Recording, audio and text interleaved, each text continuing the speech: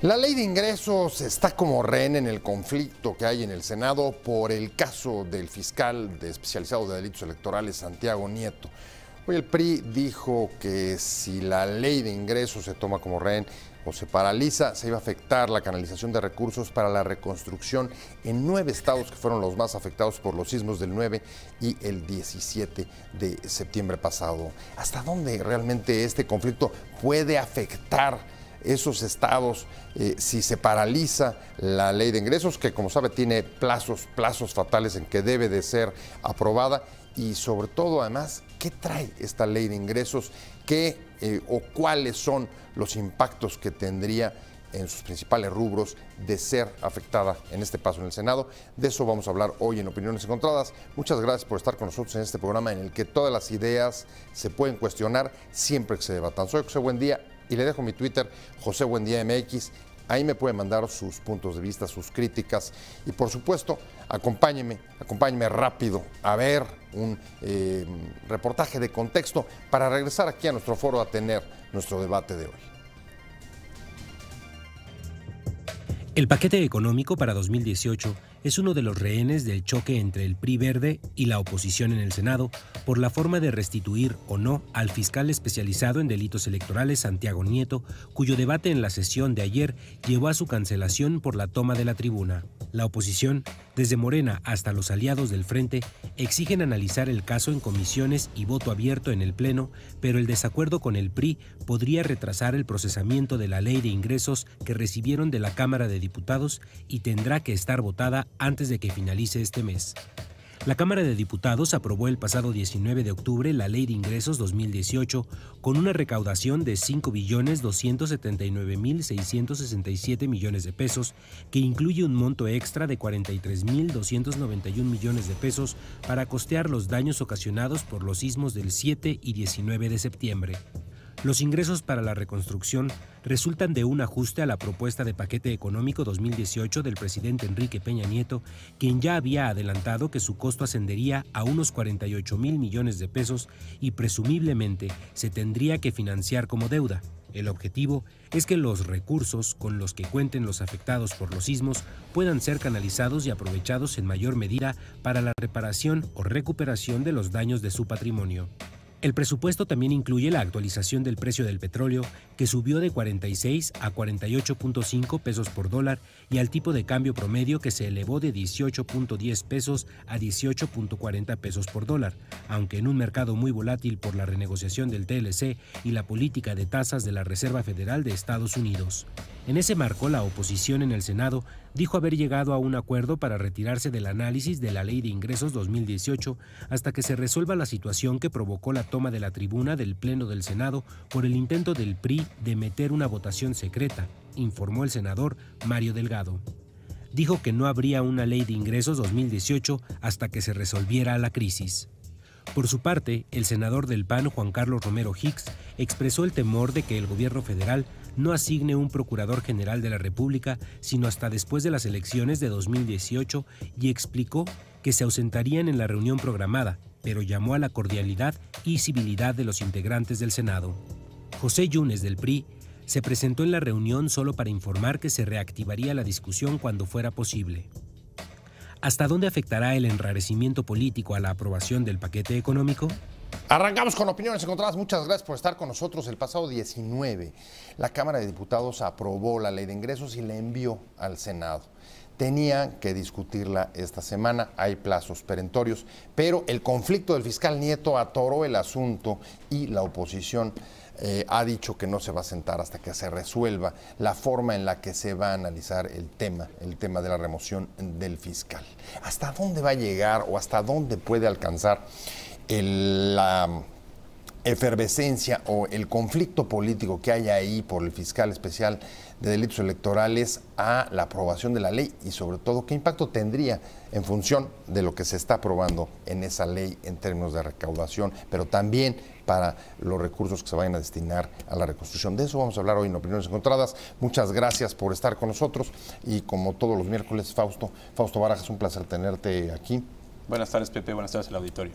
Gracias. Y Mariana Campos, como siempre, se salió del gobierno en la sombra, una iniciativa que están haciendo en la sociedad civil para darle seguimiento pues justamente a la ley de ingresos, y se vino con nosotros. Espero que nos traiga un montón de noticias frescas, pero si quieres empezamos por la parte política y a ver, traemos como dos, están jugando con los tiempos en el Congreso. Traen por un lado, son 10 días lo que tiene el Senado para objetar la remoción de Nieto, pero al mismo tiempo hay plazos perentorios para aprobar la ley de ingresos. Así es. Yo creo que es un tema que se está volviendo, pareciera una práctica pues, ya nueva, ¿no? De usos y costumbres. Tomar como rehenes algunos. Pues ya pasó hace unos días, ¿no? Y yo creo que no es sano. ¿Con la instalación, te refieres con la instalación de la mesa directiva? Sí, de la mesa directiva. Yo creo que no es sano hacer ese tipo de prácticas y poner como un quid pro quo para, ¿no?, destrabar otro tema de discusiones. Entiendo los mecanismos de presión, entiendo que se quieran resolver temas, pero creo que estar jugando con este tipo de cosas está sentando un precedente que, como en su momento el presidente ya no iba a rendir su informe al Congreso, ahora estamos casi, ¿no? Si esto no ocurre, pues yo no te apruebo estas cosas, ¿no? Y eso yo creo que es muy riesgoso, ¿no? Estamos pues, demeritando las instituciones desde adentro de las instituciones, ¿eh? Y eso es muy riesgoso. Por lo pronto, digamos que al calor de esa grilla, Mariana, el tema es que sale Emilio Gamboa, el líder del PRI, en el Senado, y dice, oigan, se va a afectar la canalización de recursos de la reconstrucción para 9 de los estados que fueron los más afectados en los sismos de septiembre. ¿Sí? ¿Es cierto? Bueno, ¿o no? Coincido con Fausto que hay que respetar las formas, los protocolos. Creo que le da valor a nuestras instituciones. Entiendo también la motivación. Me parece una situación crítica la que se vive en otro ámbito. Pero yo creo que finalmente sí hay tiempo. O sea, estos recursos se van a empezar a erogar el 1 de enero. No es lo deseable en el proceso presupuestario. O sea, en todo caso lo que estaría diciendo Gamboa es si no se llega a aprobar el presupuesto.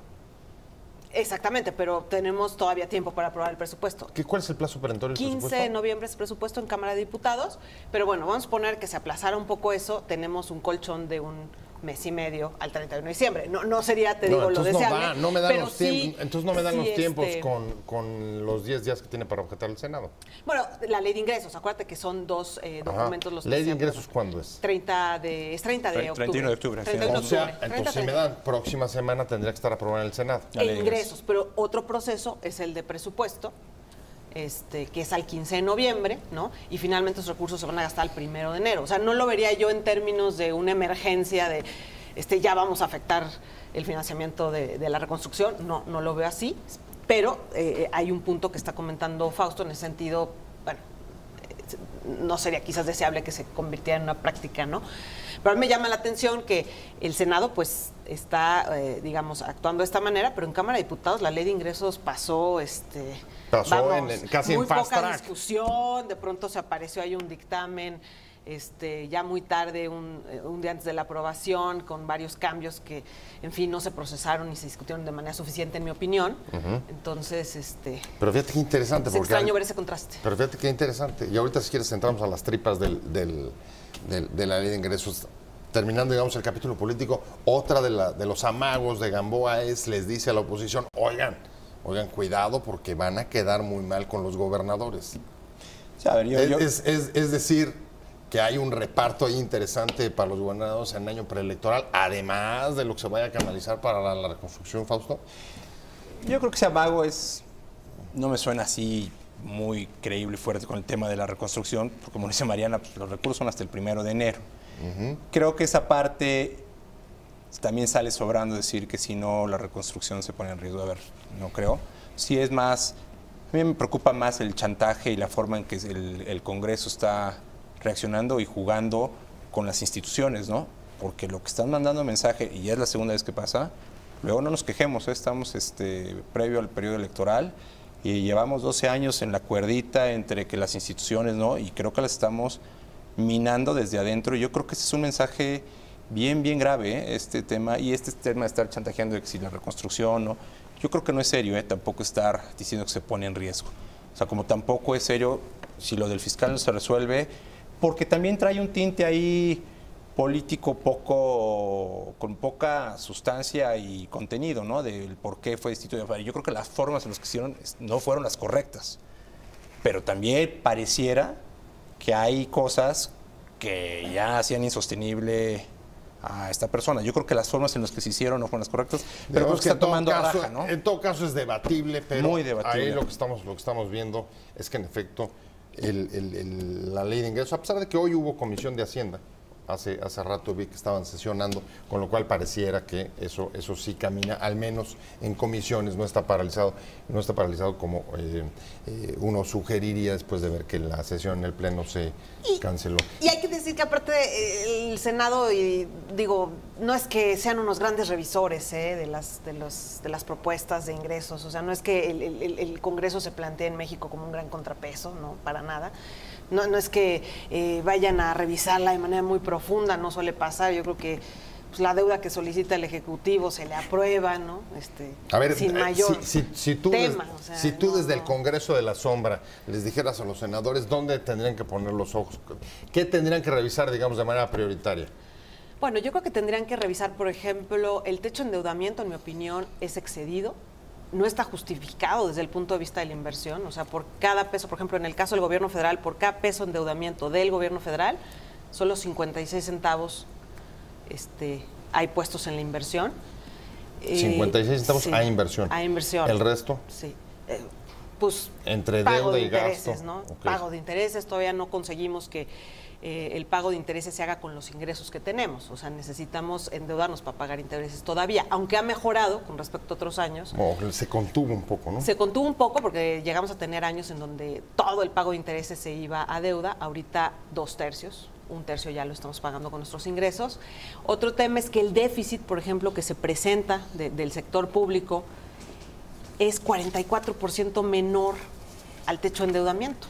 O sea, que no debería haber una equivalencia, ¿no?, entre el déficit y el monto de endeudamiento. O sea, 44% mayor me parece excedido. Hay nada más una duda. Estos 47 o 48 mil millones que aprueban para canalizar la reconstrucción, ¿eso se va a techo de deuda? No, es como que hicieron crecer la bolsa de los ingresos sin una valoración muy profunda de las variables, que es lo que siempre pasa cada año, ¿no? Pues juegan un poco con los números, ¿no? Modifican tipo de cambio y petróleo. De cambio, le modificas al petróleo y bueno, pues multiplicando ahí algunos números te da que ya tienes 43 mil millones más, ¿no? Entonces, pero no se hace realmente como un análisis profundo de las variables. Ese es de donde salió el dinero. No, eso no se va a deuda. Eso no se va a deuda. No se va a deuda, pero hay transitorios interesantes. Hoy justo escribiste de esto, ¿no? Sí, está ¿Te preocupa? Te digo, porque además, vaya, si están manipulando tipo de cambio y precio del petróleo, lo que tenemos es un panorama absolutamente incierto y volátil en los próximos meses. Como decía Mariana, yo creo que es una práctica que ya se viene dando desde hace años. Yo creo que se fue acelerando desde que no había un Congreso ya mayoritario, que fue desde el 97. Esto ha ido increciendo, digamos, el tema en que le meten mano. Y no le meten mano de manera técnica o para mejorar. O sea, estos 43 mil millones que sacan, me parece que esta práctica sí debe parar.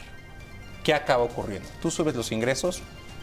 ¿Por qué? Pues porque necesitan gastar más. Y necesitan gastar más y es un juego perverso el que tiene el Ejecutivo con el Congreso de dar zanahorias, ¿no? Porque al fin y al cabo lo que acaba sucediendo ya después en la aprobación del presupuesto es que prácticamente dos de los grandes apartados, que es el carretero y el del campo, que son los que se cierran al final, que es como en la noche los cuchillos largos, se cierran a medianoche y quién sabe cómo se cierran, hacen ahí el trabajo los duendes y al final cierran de una manera muy rara subiendo dinero. Entonces estos 43 mil suben pues, de 46 el precio promedio de la mezcla a 48.5, o sea, $2.5 pues que de la nada.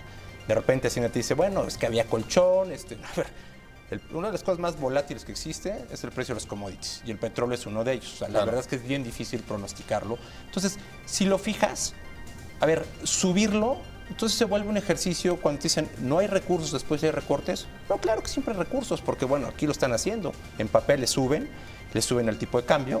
Y bueno, y a veces hasta la producción petrolera, ¿eh? O sea, de repente te encuentras que le suben 40,000, 50,000 pesos, 40,000 o 50,000 barriles al promedio. Digamos que podemos tener, digamos, ciertas artificialidades en el presupuesto. Hablando de la ley de ingresos y su paso por el conflictivo Senado estos días, estamos hablando con Fausto Barajas. Y con Mariana Campos, y no me quedé contigo, Mariana, y era, a ver, más allá, digamos, de la coyuntura, hay elementos que preocupan. Una es, tú lo apuntabas en el momento, el techo de endeudamiento. El techo de endeudamiento es excedido, no está justificado con el déficit que se está presentando. Pienso que se le está dando un colchón al gobierno que puede ser, digo, o no debería ser en estos momentos en donde ya estamos pagando un costo de la deuda bastante importante. ¿Ahorita cuánto nos está costando la deuda? Nos va a costar 3 puntos del PIB para 2018. Esto es casi 700,000 millones de pesos y esto supera todo el presupuesto que hay destinado a la salud, ¿no? Wow. Por ejemplo. Entonces, digo, ya te habla de la seriedad del monto. Ahora, techo de endeudamiento suena un poco, sí, lo platicábamos en el corte, un poco discrecional, ¿no, Fausto? O sea, te dan la posibilidad de que tú llegues hasta determinado nivel, pero no atado a ninguna obra en particular, y lo que hemos hablado aquí en varios momentos es, y la inversión en infraestructura, pues donde tendría que ir la parte de la deuda en todo caso, pues no está atada. La deuda y en general los recursos fiscales que se hizo con las reformas estructurales, bueno, la reforma fiscal, que esa no es estructural, pero bueno, este gobierno sí ha tenido más recursos que nadie. En términos fiscales, más o menos han sido 5 puntos del PIB lo que han recaudado más, y el mayor endeudamiento, se empezó el sexenio más o menos como el 36-37% del PIB, y andamos en 49%. Sin que eso se haya traducido en crecimiento económico, ¿no? Y cuando tú empiezas a ver y entras en rubros, ves como el caso de salud, que la inversión prácticamente ha sido nula, o el gasto ha sido bueno, y incluso menor que el pago de la deuda, todos los intereses de la deuda. Policías federales, por ejemplo, no se ha aumentado uno solo en lo que va de la administración. El gasto en infraestructuras, tú estás viendo los datos, los últimos 3 años han sido las peores caídas registradas en la historia o desde que se tenga memoria. Entonces dices, ¿a dónde han ido a parar esos recursos? Mucho ha sido, a gran parte, el servicio de la deuda.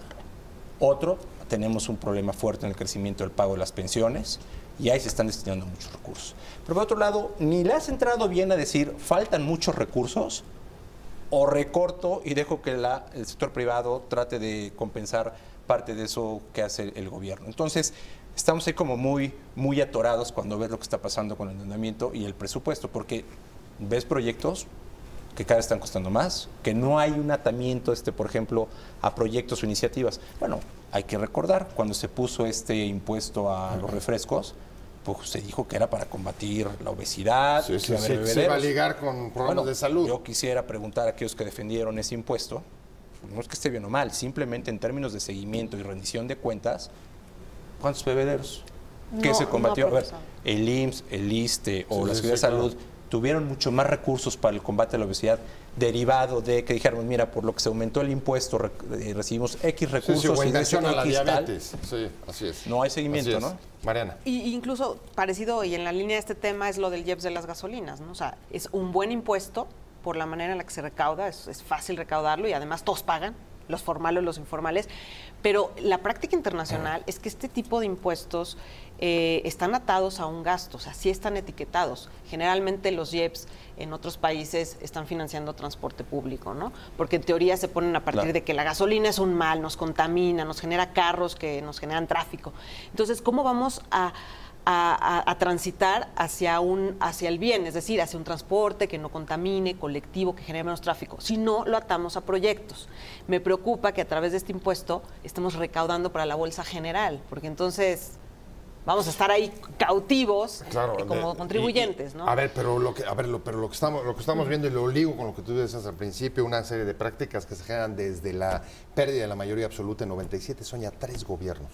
2, uno del PAN y 2 del PRI. En todos quizá lo que parece un factor común es que al Ejecutivo o a los ejecutivos les están dejando un margen de maniobra amplísimo para manejar techos de deuda, para decidir cómo manejan el déficit presupuestal, sin ningún compromiso de decir, bueno, este dinero que estamos pidiendo es para esto en concreto, ¿no? Tren a Querétaro, por ejemplo, por decir cualquier caso. Bueno, antes del 97 ni nos enterábamos, ¿no? Pero bueno, nunca hemos estado en el óptimo, por eso partí de ahí. Pero no hemos evolucionado como debe ser. Pero lo que sí ocurrió es que se democratizó la repartición de los recursos públicos entre, ¿no?, diputados, sin ningún criterio a veces, para ver cómo se llevan. Y el caso más concreto lo ves, por ejemplo, en el caso de la infraestructura. Tú ves estos rubros que te llaman caminos rurales, que los caminos rurales no es que sean terracerías, son caminos de ciertas especificaciones técnicas, pero que todo el mundo quiere llevar caminos a sus estados. Y la práctica es simplemente el banderazo. Sobre todo inaugurarlos. El banderazo, porque si se aseguraran de inaugurarlos, bueno, tendría un beneficio para la población. Pero lo que acaban haciendo todos es llegar con el papel y decir, ya traje recurso acá, y bueno, ¿y quién lo construye?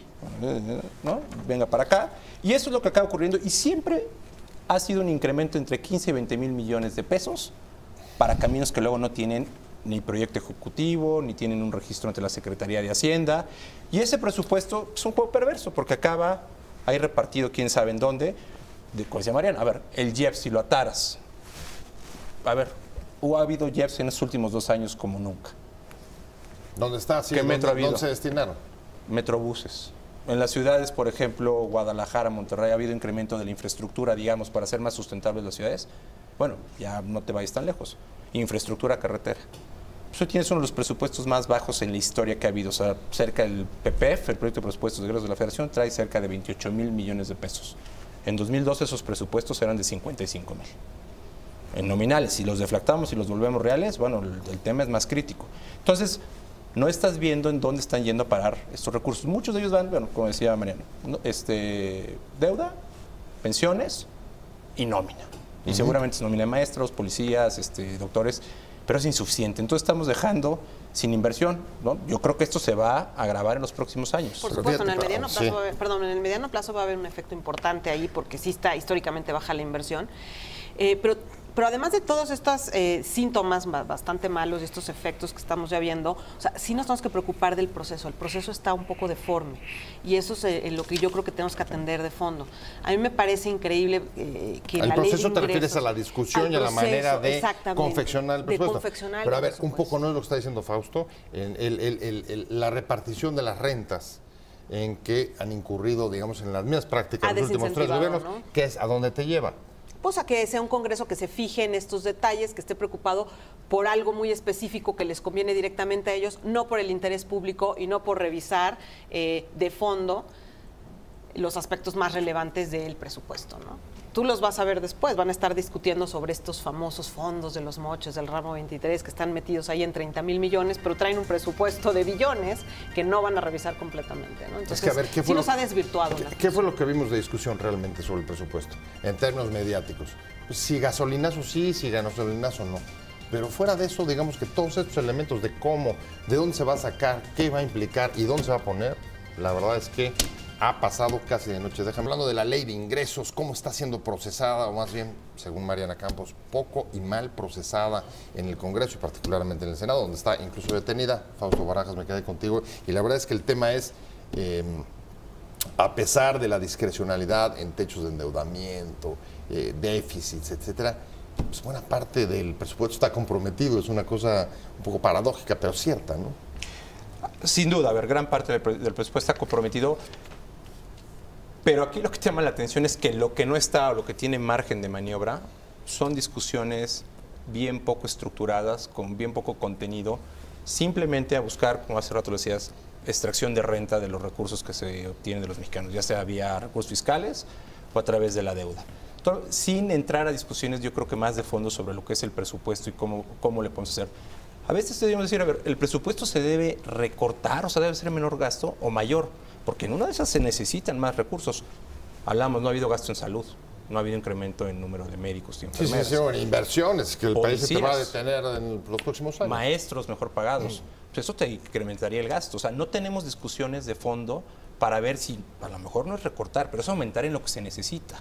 Oye, la infraestructura le estamos metiendo. Y cuando hay infraestructura, agua, carreteras, los aeropuertos, cuando ves el presupuesto, lo que decía Mariana, está etiquetado, ¿dónde puedes ver que sí existen los anexos de los proyectos en el presupuesto de la Federación de Proyectos? Si tú, como ser terrenal, quieres amarrar, por ejemplo, el aeropuerto, pero el aeropuerto está financiado con deuda, pero tú quieres ver el tren México-Toluca y hacer un match aquí, vaya, nunca lo haces. Entonces, ese tipo de cosas cuesta mucho trabajo y debería haber una mayor presión de las ONGs, pues para ver lo que se aprueba y cómo se ejerce, o sea, cómo se acaba gastando. Porque durante el año, Oye, y hablando de eso, ¿y pueden las ONGs hacer esa presión o no? Fíjate siendo honesta, Mariana. Bueno, yo creo que de los procesos donde menos puede participar uno es en el presupuestario. Yo creo que hay otros temas en los que uno puede participar. Precisamente por eso lanzamos Congreso Sombra, porque requerimos un espacio, de verdad, hay buenos especialistas en sociedad civil y en la academia para vertir opiniones de esta propuesta, así como del proceso y de fondo, ¿no? Entonces, nos hacen falta esos espacios. O sea, digamos que la parte que decía Fausto, la parte sí maniobrable, la parte que hay margen de maniobra, ahí no te dejan entrar. No. Te cuesta mucho trabajo que te dejan meter. Cuesta mucho trabajo. Cuchara. Hemos logrado. ¿Qué hay hemos ahí? logrado. ¿Qué hay ahí que te parezca por ejemplo, llamativo? A mí el ramo 23 me asusta, me parece que es el colmo tener un cajón de gasto con tanto dinero. O sea, en 2000, ¿Qué es el ramo para nuestro auditorio? El ramo 23 es un cajón de gasto. No es una institución como la CEP o Salud, que tiene una estructura, un órgano interno de control, sino nada más es el cajón de gasto. Es una caja. Es una caja de dinero, de muchísimo dinero. 2005 se le aprobó un presupuesto de 8,000 millones, ha gastado ya más de 200,000. No está regulado por ninguna ley, entonces no tiene un objetivo oficial, es decir, hay una discrecionalidad importante para asignar los recursos y de pronto en un año se le aprueba un programa de 1,000 millones de pesos, pero gasta 50,000 o 70,000, con convenios que no son transparentes, ¿no? Que veto a saber cuál fue el impacto de ese dinero, ¿no? Entonces sí hay una discrecionalidad importante en ese ramo y esa es una gran parte de nuestro presupuesto, como decimos, ya está destinado a ciertos pagos de pasivos, pero sí hay un margen de maniobra que no se usa, en mi opinión, con buenas prácticas de gasto, ¿no? Y el Congreso pues no da un seguimiento y no es un contrapeso para entender cómo se ejecutó, ¿no? Yo creo que mucho de esto termina en contrataciones, ¿verdad? Si financias, por ejemplo, obra pública. Sí, aumento de burocracia, ¿qué es decir? De contrataciones, por ejemplo, de obra pública, pues que vas y erogas recursos para, no sé, arreglar banquetas, hoy, por kioscos. ejemplo, la reconstrucción. Buena parte de ese dinero se va a ir a la contratación de gente que haga y que trabaje en la reducción en los estados. Hemos pensado qué va a ir en el decreto para transparentar eso, para fortalecer la toma de decisión, qué padrones de proveedores se van a utilizar, porque todo el tiempo tenemos escándalos de que si se contratan empresas fantasmas. Ese son el tipo de cosas que ahorita un Congreso tendría que estar pensando, ¿no? Es decir, hay un año electoral, no somos muy buenos para reaccionar en la inmediatez. Revisamos las auditorías del Fonden, 50% traen dictamen negativo. ¿Te quedas tranquilo con la observación de la sociedad civil? A ver, no, yo ¿Hasta dónde crees que pueda llegar con lo que dice Mariana? A ver, yo creo que no abren o sí. Sí, seguir presionando, seguir metidos. Yo creo que es la única manera que se ha venido avanzando, lo mucho poco que se ha venido avanzando. Sí tiene que haber, pues como hizo en un Congreso, probablemente Sombra ayudaría sobre todo cuando tú empiezas a ver ingresos, tratar de empezar. No etiquetar cuando tú ves directamente ingresos, pero etiquetar de manera, por decirlo, simbólica. Recaudas tanto en el IEPS, más o menos estos recursos a dónde se van y poderles darle seguimiento. A ver, pero eso significaría una chamba, un trabajo permanente. Sí, que le vais a estar dando no hace. solamente el proceso de aprobación, sino seguimiento en el tiempo. No, y eso lo hacemos, México Evalúa lo hace. Tenemos una publicación del año pasado que se llama Las dos caras de tu moneda, que precisamente habla de la cara de los ingresos y de los egresos y tratar de unir y en qué termina todo esto.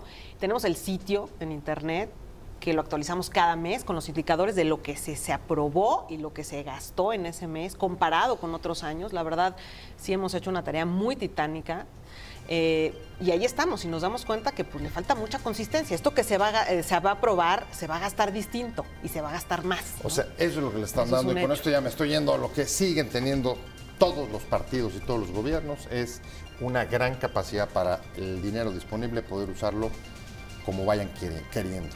Y así no vamos a desarrollar México. Ese es el tema, ¿no? Más o menos, ¿no? El Congreso juega y luego el Ejecutivo modifica a lo largo del año, como decía en publicidad, a veces se aprueban 9,000 y se acaban gastando 35,000 el año pasado, más o menos, ¿no?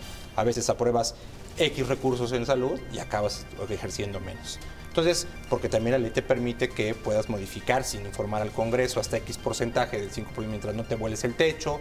Entonces, pues aquí todo el mundo baila bonito, o sea, todo el mundo... Y me acuerdo, justo después de los sismos, aquí algunos senadores y diputados dijeron, hay que acabar con los moches. Vamos a modificar, creo que era el 23, ¿no? Sí, exactamente. ¿Pero se hizo algo de eso? No, el 23 sigue ahí, sigue funcionando. Sigue vivito y coleando. Sigue vivito y coleando. Fausto toca un tema muy importante que es el Congreso realmente no tiene juego en la ejecución. O sea, en otros países hay mecanismos para limitar cómo se puede cambiar el presupuesto. Seguimiento y rendición de cuentas. Ajá, y aquí en México, en nuestra ley de responsabilidad hacendaria, el Poder Ejecutivo y los ejecutores de gasto van solos en el año. Y ya luego llega la auditoría y te dice qué sucedió, pero post-mortem, ¿no? Bueno, a nosotros ya se nos fue el tiempo. Muchas gracias por la discusión. Mariana Campos, de México Evalúa, está organizando lo del Congreso Sombra. Fausto Barajas, como siempre, muchas gracias a los dos. Vamos a seguir de cerca, vamos a ver qué pasa, pues antes que nada en el Senado. Muchas gracias a los dos, pero sobre todo a usted por haber estado con nosotros aquí en Opiniones Encontradas.